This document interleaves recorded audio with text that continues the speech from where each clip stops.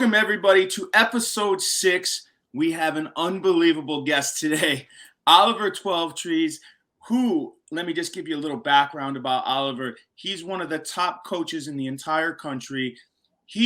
And here's why. He's made it work in so many different places. He started out at Barton Community College, and well, actually, that's not correct, but he started out at Barton and JUCO, made an unbelievably successful program there. Before he was at Barton, he coached in the NCAA Division II with a women's program. Then he went on to create the powerhouse of Eastern Florida in the NJCAA in Division I, where his success was literally unmatched in JUCO, the consistency. And then he goes on to the NCAA, to Colorado State in Division II. And in his very first year of the national tournament, made a really nice run in the tournament. I believe it was the first in the school's history. So I want to welcome you, Oliver, and say thank you so much for coming on the show. How are you doing? Yeah, good, man. Thanks for having me. I appreciate it. Appreciate the intro. And we've definitely had some good battles over the years. So some good tactical mastermind battles going back and forth in the nationals. So it's been good to get to know you, and I appreciate you having me on. No worries. Oliver, I believe it was our first meeting, he absolutely destroyed us, but then we had a huge lightning storm and the game got called right before it could be official. And we ended up not losing the game because it got called, but he was beating me like 6-0 or something.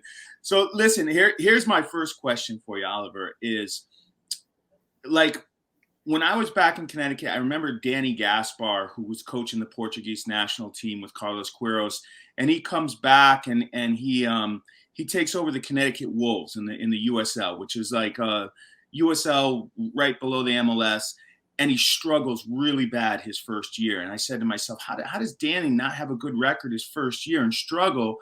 And it's because he didn't know the level. He was coming from, yes, the highest level in the game, but he didn't know the level and the players he needed for USL 1. However, second year, he was awesome. He adjusted to the level, and he found the right players for that level, and he was successful. My question to you, Oliver, is how have you not even have one blip? You just go from level to level to level and absolutely kill it at every level. What's the Oliver secret to success about doing this? Well, I appreciate that. I think you have to do your homework, and I've worked in and I've a lot of different levels of soccer in the US, and so I think you have to have an understanding of that, and you have to be realistic. I think it's very easy when you're coaching a team to kind of fall in love with that team and fall in love with that level and think, oh, these guys are great, but maybe they're great just for the team that they're on. So I think you have to understand the game as a whole to start with. And then obviously when you're building a team, I think my years in JUCO really helped to understand how to quickly have a team come together, because as well as I do, every year you have to start again. You're starting from ground zero every single season. So, how do you do that? You have to build the culture. You have to give the players, I believe, some ownership and buy into a program so that they care and that they feel valued. So I'd say that building the culture is the first thing. And then obviously tactically, I like to start from the back and try and build a strong defensive unit that's going to work together and be difficult to beat. And then go from there and then try and create a team that can obviously create chances and create your game model and everything else. And then it's just every game as it comes, trying to prepare the team to win on a Friday night or Saturday, whatever it is. Within the constraints of your game model. So, Oliver, I mean, for people watching who have obviously never been a head coach of a college program or anything like that, does every school and every level really come with constraints that nobody really from the outside can see? And does that dictate, in a sense, how you're going to put your team on the field and the tactics you're going to use? Does your philosophy almost change a little based upon where you are? Can you tell me about that? 100%. Yeah, every program has certain types of players that they can recruit and they can sign.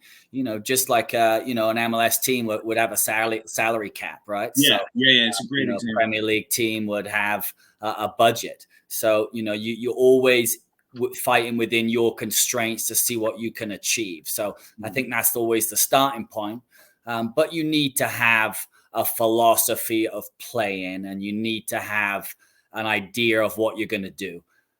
It can change and it can be flexible. And I think it's like, your a weekly training cycle, really. You have a way you want to play, you have a game model, but then that might change a little bit depending who you're playing.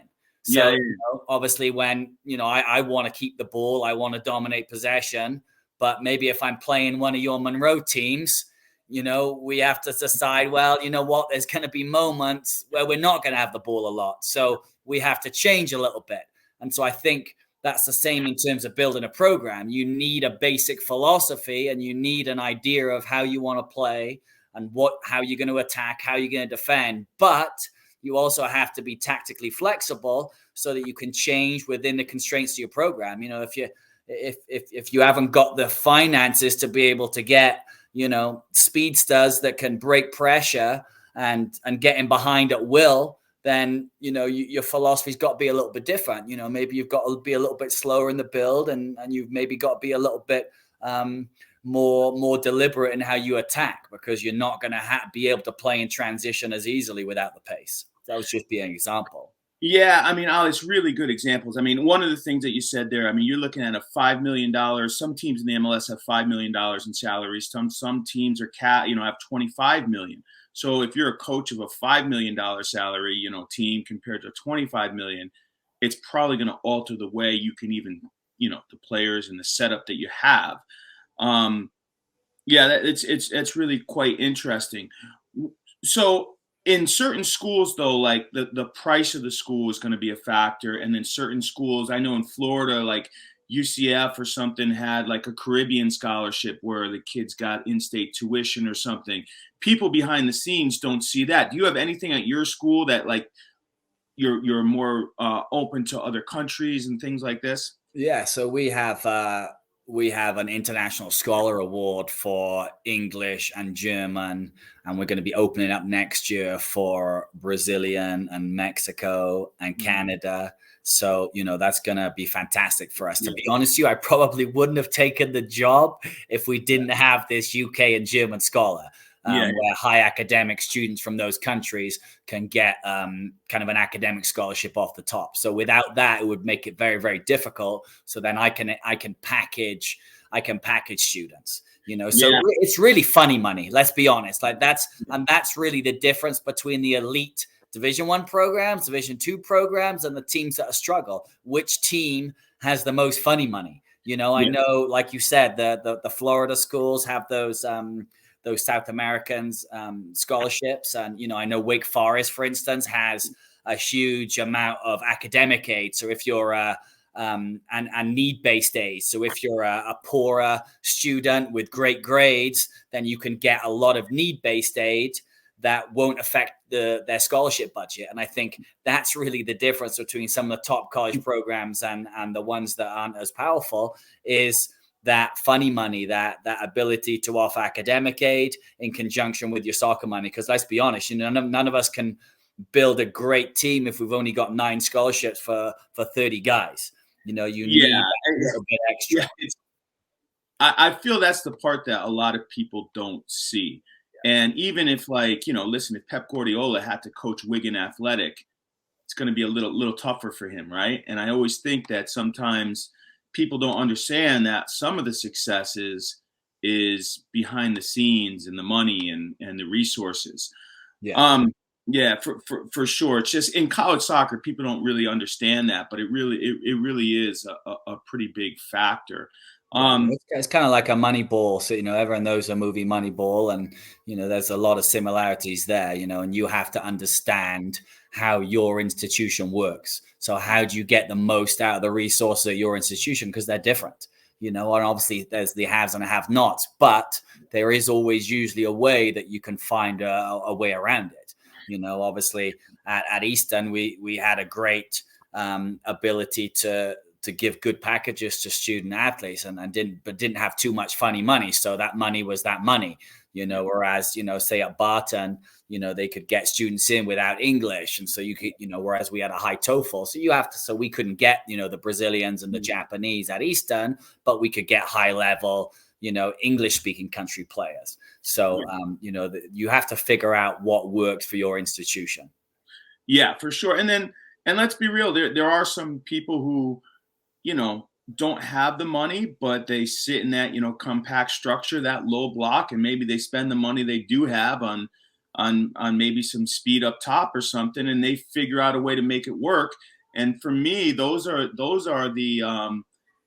some of the stories that come out to me, and I'm like, that's really interesting. They were able to have that much success with limited resources, and I think those things are interesting stories. Ali, in soccer, I know that you've been involved with Orlando City and you announced some of the games. What in general, because you weren't born here in America, when you look at, like, I guess this could be around the world as well, but especially in the U.S., when you look at like US MLS teams giving the head coaching job to a guy who just finished playing for the MLS and never coached before, and they just give him the job. Like, do you think that we treat coaching as a real profession where, hey, this guy has put in, 20 years and 25, 30 years? Do we really value that wisdom as a profession, or in this country, sometimes does it get a little different than that when you just promote somebody and say, no, let him coach? What do you think? Yeah, I know. Obviously, for guys like me that have been a professional coach, not a professional player, but I've been a professional coach for 20 years. Yeah. Obviously, I want to see guys like myself, Mourinho, Klopp played at a good level, but there's quite a lot of guys. Rangnick, who just took the United job. These are guys that are professional coaches that have risen through the ranks from their ability to coach and organize and create culture with their organization. So there's a lot of guys that all over the world that have been able to progress. So it's great to see those type of players, those type of coaches have an opportunity, because it is a profession. There's no doubt about, just because you're a good player doesn't make you a good coach. Having said that, you look at Stevie G, right? At Rangers, and now he's at Villa, and you can see, even though he hasn't had a lot of coaching experience, you can see that he's got it. But let's be honest, Ali, though, that Steven Gerrard started off with the U16s at Liverpool.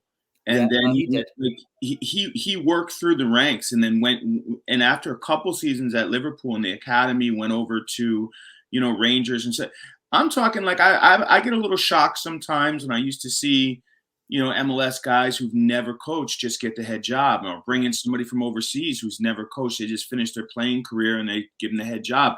I personally find it a little disrespectful to the profession. Yeah. And so when I started the conversation to you about how you were able to jump from level to level and level and be really successful, I mean, I had this conversation with Dean from Lehigh. The college coaches that did get promoted to the MLS have done a fantastic job. Like, what's your end goal here? Do you want to stay where you are forever? If you had the opportunity, is your ambition to get to the next level and then get to the next level? What are you thinking? Yeah, going back to the original question, there's no doubt about it that the hours you spend coaching are going to help you be a better coach. I always thought, because I got into coaching at quite a young age, I had so many more hours of experience on the pitch, understanding how to motivate players. And then I would see, it's the same in the college level, you'd see assistant coaches get Division I head jobs, and they've probably never run a team before, let alone a college team. Same with the MLS. They probably never understood what it takes to actually run a team. And those are skills that you learn over time. So I agree with you 100%. You need to have that grounding and experience. But I do think some guys, which I'm sure why they get hired, have that something that you can see they're going to be good. And obviously that's why people probably gamble on them, GMs and ADs, so they think, well, this guy's got it. And sometimes they get it right, sometimes get it wrong. But I do agree that, without that grounding and experience, it is tough on the professional coaches that have been doing it a long time that maybe get overlooked, and then, for me, I want to keep learning and keep developing and keep becoming the best coach I can be. And if that leads to other opportunities, then fantastic. I'm about having different experiences in my life. I've lived in a lot of different places, coached at a lot of different levels. And, I hope to continue on this journey. Like I say to my players, you got to enjoy the journey. There's only going to be one guy one coach that's happy at the end of the season, really. So you got to enjoy the journey. I think it's the same thing in coaching. You got to enjoy the different experiences. And I'm enjoying this experience at D2, but certainly motivated to coach at the highest level possible. When you're coaching, this year when we were coaching in the championship game up at Mesa State, it was an unbelievable atmosphere, right? There was over 1,000 people there, and it was probably the loudest game I've coached in. The fans were going absolutely nuts, and I was having a hard time getting my message across to my guys. Yeah. And that was probably the first time I'd had that. And I was thinking, wow, what's it got to be like when there's 80,000 people in this thing? Yeah, that's pretty cool. Yeah, it was cool. And certainly, it has its challenges, right? Yeah, listen, Ali, because you always want to win. And obviously I think that wanting to win, not win at all costs, but wanting to win, I think, is a staple that makes top coaches. Like, nobody wants to coach and doesn't care about winning. Like, we all want to win something, right? Yeah. So for you, is it, I'm just asking this because I'm curious. I saw a documentary on one of the greatest football coaches in America ever, which his name was Vince Lombardi. He used to coach the Green Bay Packers. He started off as a coach at Fordham University. And he would always say, like, after the game, he could relax for 3 to 4 hours, and then he had to get back to it. And so for me, is it hard for you to switch off from being a coach, this intense guy, and then when you pull in your driveway and you got to give your kid a bottle, and it goes from this radical, atmosphere to this next? Is that hard for you sometimes, or is that always no problem? I just go in the house and I'm cool and I'm doing it. No, it's really hard. You know what I mean? Obviously, I'm on my second marriage, and I think the divorce rate on coaches is pretty high there. And I'm always, I think, in this game, if you want to be successful, then you got to have your mind on it at times. I know obviously you must spend a tremendous amount of time creating all the work and the sessions that you do, and I spend a lot of time planning and thinking and trying to figure out how we can be better. And I have a hard time switching off. There's no doubt about it. I have a hard time switching off, and probably the hard thing for me is and I know it, so I can try and do better job of it.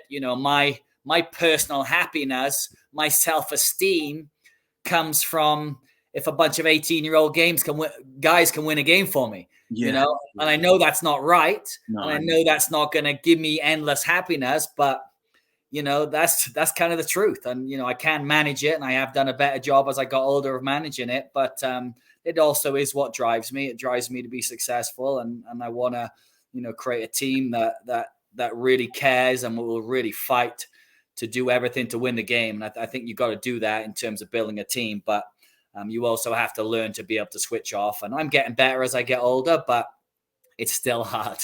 It's hard. It is very hard. It's very hard. I struggle with that a lot of times myself. I mean, I had a kid that played for me, in club when I was back in Florida. I was coached a club out there, and, I'm recruiting him now as well. And, he said to me just on the phone yesterday, he was like, not many coaches have that same drive to win that you have. And so that kind of stuck with me a little bit. And that's why he wants to, leave where he's at and come where I am right now, because, players want that. They want to be pushed. They want to be in an environment where they know they're going to be held accountable, and they know they have to put it in every time they walk onto the pitch, you know. And I think for me, that's how I'm able to get the best out of my guys for the most part is they know when they come up to the pitch, it's time to work. Yeah, you know, a couple things, Ollie. One is, you know, one of the things is that I kind of learned over time that just because you did a good job in your career and just because you did a good job last week or yesterday doesn't mean you can't screw up today. As soon as you take your eye off the wheel, you could have a crappy training session. You could get the tactics completely wrong for the next game and lose. And I always noticed that with Guardiola, like and everyone's quick to say with him, like, oh, you know, he might, you know, blah, blah, blah, he got it wrong, but he always rebounds. And when I just think that probably ignites a big fire. If you do get it wrong, it probably, you know, for me, it ignites the motivation even more than it was before to, you know, it's just like this vicious cycle. You know what I'm saying? Do you? 100, yeah, no doubt about it. And, you know, obviously everybody says you learn more from your losses. And it's true, you know, when you win a game, I'm not so eager to go through the film and go through every little detail because we won the game, we played well, we scored a few goals. And so maybe I'll be a little bit more lazy in terms of my video analysis. You know, that's the truth. But if we lose, you know, you better know we've got a meeting Monday morning and we're watching film. I'm showing the guys what they did wrong and we're breaking it down and we're trying to fix it. So, and I saw that from Steven Gerrard, actually, that someone was saying about him, you know, when they lose, it's World War III is on. And I'm a little bit like that as well, you know, because, you know, don't want to lose games, not used to losing games. So when we do lose, you know, there is always a bit of an inquest. And I think that keeps the guys, you know, understanding what they're here for. Yeah. No, I totally agree. I feel the same way. When we lose, it's all hands on deck. Ollie, if you had to compare yourself back in the day at Barton to right now, what is maybe the one or two biggest changes that maybe you've seen in yourself from back when we played each other and you whooped me in that game at Tyler with Barton, and what's the difference between you now and then? So I would say as I've matured as a coach, there's kind of positives and negatives to it. I'm definitely not as close to the players in a personal way that I was back then. And I think that's positive and negative. You know, I think back in the day and even in some of my earlier Eastern days, I was super close to the players. I would, you know, spend my whole days running around trying to solve individuals' problems to try and help them become a better person, better player. Mm-hmm. And so my relationships were really close with those guys, you know, even as their coach. Mm-hmm. But then as I became more experienced and got different assistants, I realized that I needed to take a step back and put the team first and not the player first all the time. Because I felt like that was maybe handicapping the actual team's result in the end because I wasn't creating a culture that was actually team first. It was more, you know, trying to help the individuals more so than the team. And don't get me wrong, I developed some phenomenal players during that time, but I think maybe our team results I think we underachieved a little bit. So I purposely tried to take a little bit more of a step back for the individual players, let the players solve some of their own problems themselves, and then try to put more of a team first mentality in place. So that was probably the big change I've made in my career. And even though maybe I'm not getting invited to as many players' weddings as I would back in the day, I think we've been a little bit more consistent in our wins. And that's what it is. What it's about, really, isn't it? You know, I know it is about relationships, but you know, I'm hired to do a job, and that's what I feel like my job is to win games. So that would be a big change. You know, I've matured a little bit more on the sideline, and I've used a lot more scientific data and video now as well. So I would say those are some of the big changes. Trying to be a little bit more scientific, using a little bit more data, a little bit more video. and then maybe took a little bit as of a step back in terms of more of a managing the group rather than being right in between them, and have my assistants, do a little bit more in the I one. was just going to say, like, the assistants, like for me, the assistant coaches can bring something, the young guys who maybe if you need them to bring the energy at practice all the time, like, they can be that energy spark if you need them to do that. If you need them to run around and do the errands and to do these things, that's important for sure. There's one observation I had, is funny, and I wanted to ask you about this from players. So like you told me that you have some high academic, you can give awards to kids who have really good academics and so forth. I noticed that back in the day when I didn't have any internationals, and there was a lot of me having to motivate to get the proper work rate at practice. And I was a cheerleader and da-da-da.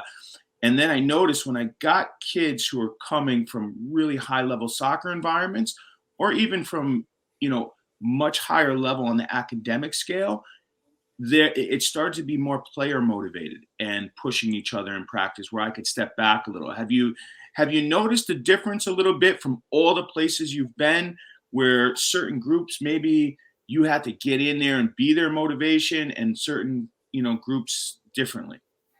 Yeah, there's no doubt about it. No doubt about it at all. If you can, my team's GPA this last couple of years was, around 3.5. And, I think we were struggling to get above a 2 in my junior college days. And, I think it has a direct reflection on a player. There's no doubt about it.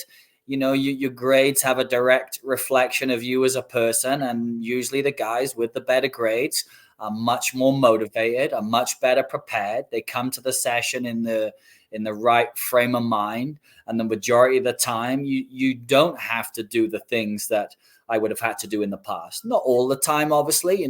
Certainly had some super motivated teams and some great individual players that maybe weren't the best in the school. But I think on the whole, when you have a group of highly capable academic students, they are prepared to play. They're able to be organized and structured in their life. So when they do come to training, they're ready to train, and they're not stressed about different things that have going on in their lives that they're not able to manage. And I think that's the big key. A lot of students that we've probably had over the years, are at a junior college for a reason, that maybe they weren't able to be as organized and structured to put themselves in a good situation previously, whereas the guys that have got it all together, on the whole, they're able to produce, they're able to execute and put in a good effort most of the time. So making the move for me from junior college to D2 has made my stress levels a heck of a lot. Let me ask you this, Ali, monitoring the academics, making sure you're on time to training, all these things. I personally don't have any rules, right? I don't give the kids a list of rules, and I don't give them a list of consequences if they break those rules. I keep everything open-ended based upon one thing, which is respect for your team, respect for the program. So if you're constantly late for the bus to get to training, we have to talk about it. But if it continues to persist, maybe you are not ready to be in the program at this point. Nothing is ever personal. And maybe you could come back later and we could talk about it. But I always kind of preach that about I don't have check-ins at the national championships to make sure everyone's in their room, because we're there for one purpose. And until you show me that your trust, you break that trust with me, there's no need for me to address it. How do you? How's that going for you? I mean, I bet I've done that my whole life. Okay. And I give them a long talk about, why everyone's here at the program, and everything. If you're in somebody's room and you're doing something that is potentially not good, you're disrespecting the entire program and putting us at risk, and those consequences will be dealt with. I hate to put myself in a corner saying, if you have a beer in somebody's room, you're going to get kicked out of school, and there is no gray area, right? That's what I'm trying not to do, but I'm also trying to get a bunch of shared values for everyone to buy into. So nobody is motivated by fear of punishment. Instead, they're motivated by trying to accomplish one group goal. So it's actually worked out quite well. And I always, when I do have to discipline, keep it not personal. I just keep it very cut and dry. This is the behavior that disappointed me, and this is, so forth. And how about yourself? Like, how do you manage these Yeah, things? so very, very similar to you, in terms of I want to treat them like young men, and I want them to be responsible and do things for themselves. And so I'm very relaxed on the road as well. I'm very relaxed with my guys. I want them to have a good experience, and I want them to make sure that they're making good decisions, and give them the tools to make good decisions. And obviously, and then not have too many. I don't have a big rule book either. I don't give them one of these big preseason booklets at the beginning of the year, which I know a lot of coaches do. However, I have, that's at the moment. However, I have been down that road where you're talking about, where we had a couple of years where we had some issues, and I had to introduce, you do this, and it's going to be, we did like a 3-strike system, right? So if you do one of these things, it's a strike. Do another thing, it's another strike. Do another thing, it's 3 strikes. And then we're going to have a chat. And then we're going to have an intervention, whatever that intervention would be. Maybe that intervention will be a 2-week suspension. And then we'll chat about it and figure out what to do. Maybe it would be, all right, it's 3 bad things you've done. See you later. And we had to introduce that actually for a few years. But I've been able to move away from that now as well. Because again, I'm like you. I think when the player is bought in, and they care about the rules, and they're doing it intrinsically because they want to do well, and they want to be a part of it, then that's the best way to go, 100%. But you have to get there, and you have to have a group of players that are gonna support you and help you get there. So I think if you've got it, fantastic. But I do think there are times with certain teams that you have to have a little bit more structure in terms of your rules, to depending on the type of players you've got on your team. But we have had moments where we've had to be very, very strict, and I didn't really enjoy it, but it was a means to an end. Yeah, it makes sense. I mean, for me, even that, I remember being in college and my coach telling me I had to go to study hall. And I remember debating with him, like, why do I need to go to study hall, coach? I literally have all B's and A's, and I'm so disciplined that I just don't need to sit in that study hall to check off a mark on a sheet. And that's the way I feel. So when I taught night school in Bridgeport, Connecticut. And, night school was comprised of either high school dropouts for some reason, or some, older people coming back to get the GED. And it's funny because the best time ever is night school graduation. It's people who've got their life back on track, and they're trying to improve themselves, and they actually graduated high school outside of their regular job by going to school at night, which is a big sacrifice. And they finally get that diploma, and it's amazing. But I say to myself, sometimes people have to taste bitter in order to get to where they need to go. And I almost think that, monitoring everybody, the kids who failed out over the years, for me, I don't think there's anything I could have done, because it wasn't their time. That's not what their focus was. So not that maybe, intervention wouldn't help. It's just that I almost think that at 18 years old, you're a young man, and you need to understand what your job is in the classroom and on the field. And we can remind you, but part of me says that coaches, we can only do so much, and our job can only be so, Agreed. And it depends on the organization you're in, and the constraints you're working with, going back to, what you said, your first question, in terms of the setup of your program, what do your bosses, what does your athletic director, what does your admin value as success, And what do they want you to control? What do they want to see you managing? So some programs obviously all programs want to see their players representing the program in the right way, but you can't save them all. You're right, Marcus. You cannot save them all. And that was something I learned along the way as well, because, I would bend over backwards and do everything I could to try and keep people alive. And that's kind of what I mean by when I was more closer to the players to try and help them succeed. And I would spend so much time, and then you couldn't save them, and then you ended up spending all that time to try and help them go to class, try and figure things out, and then they fail out anyway, and you spent all that time and energy, and you're right, it just wasn't their time. In education, I think in soccer as well, you got to figure it out for yourself. There's no doubt about it. You've got to want to do it. There's no point in making a kid do 10 hours of study hall. I used to have to do study hall, and they'd be on the computers, and they'd all be on Facebook. Yeah. Instagram. I'd be looking on their computers. I'm like, what are we doing here? You know what I mean? You're here already, and you're still not doing your work. So you're right. I think it's, it's about helping players. And I think that's even in player development, right? You've got to give them the tools, and then they've got to want to go do it. And the best ones are the ones that will say you're the best coach when you have that relationship and you've motivated them to be a success, and then they've gone and done it themselves, right? Yeah, and I also think, though, that really honest, candid feedback is really important. For me, I don't want to bullshit anybody, and I also want them to understand, don't bullshit me.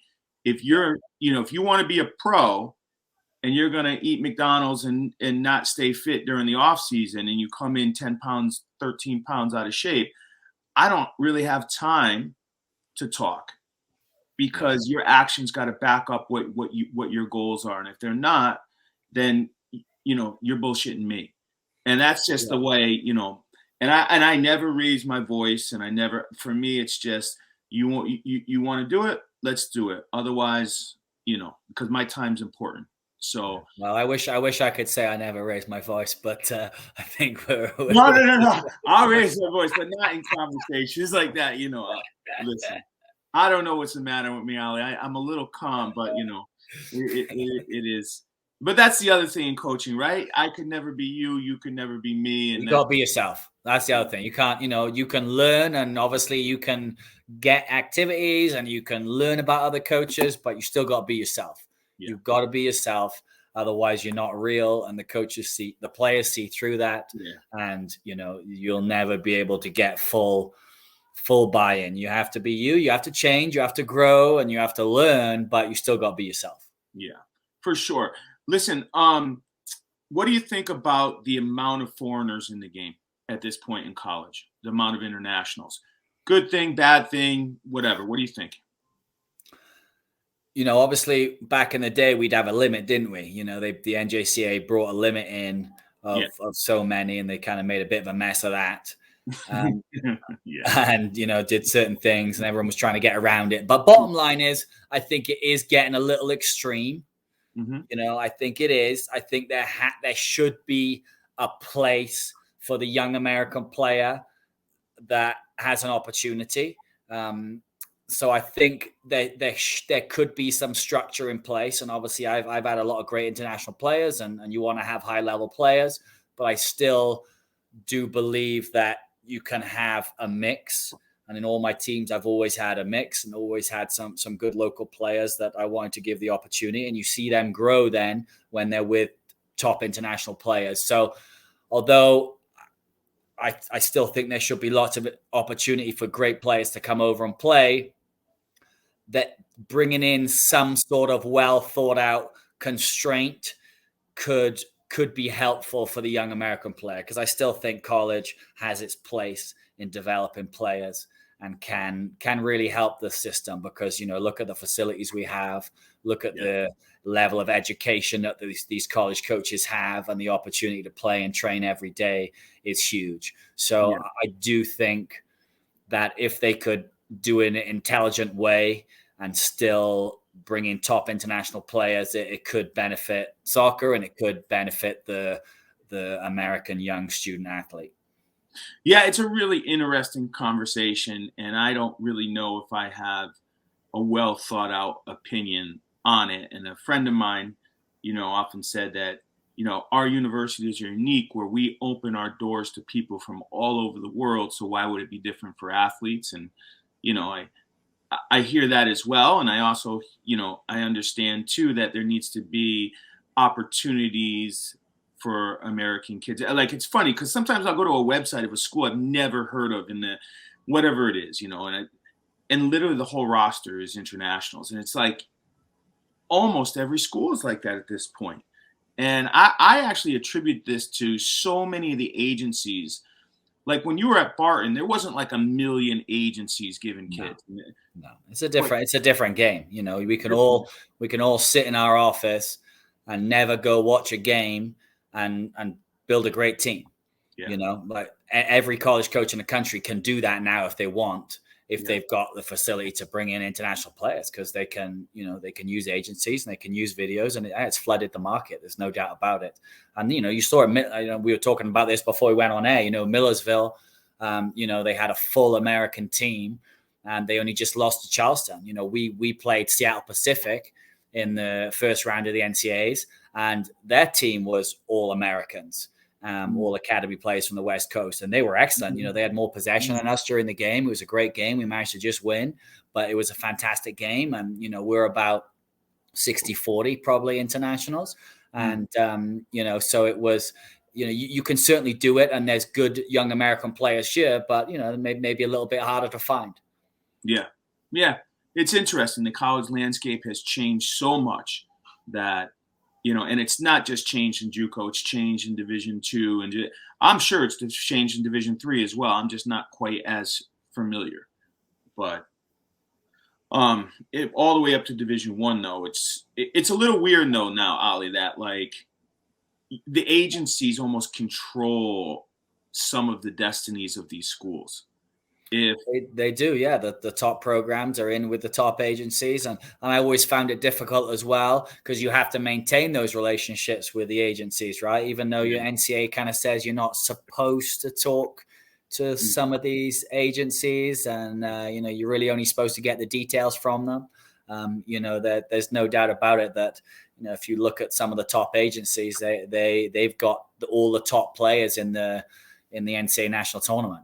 The few. Yeah, and let's be honest, a lot of the agencies, the top play, they already know where the top players are going to go. They're going to put them here, here, and here. And then if they do send a player to like, a smaller school, maybe in the NEC, and the kid ends up being, just a total superstar, he's not staying there. Those agencies are going to push him on to the next school. And it's really this quite interesting dynamic that's occurred.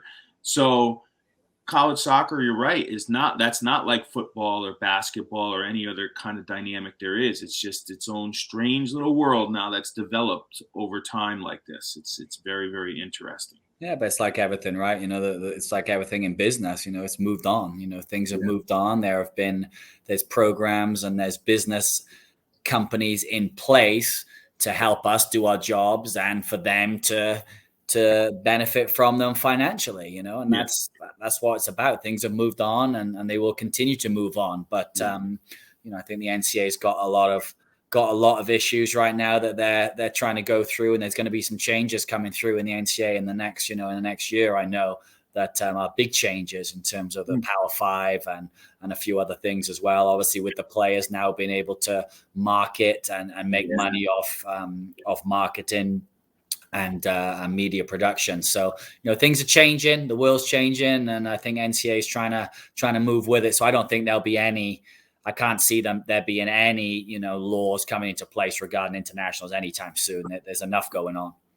Well, Ali, at some point, Top Soccer Coach TV show, we might spend $1,000 to put our patch on your shirt. So we'll see about these sponsorships and testing. Let's do it, man. Let's do it. So, hey, listen, Ali, just wanted to say thanks so much for coming on the show. Really enjoyed talking to you and you giving us some insight on how you were able to be successful. I know that your son is watching Blip and it's got to be just about over right now.